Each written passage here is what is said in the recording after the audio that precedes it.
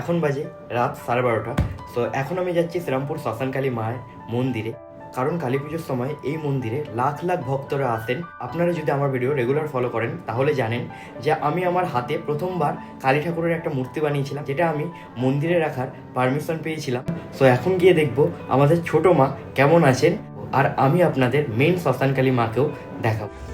এত রাতেও দেখুন এইদিকে কত গাড়ি রাখা, মানে এখনো মন্দিরে ভিড়, তার মানে পুরোপুরি রাত 1টা বাজে।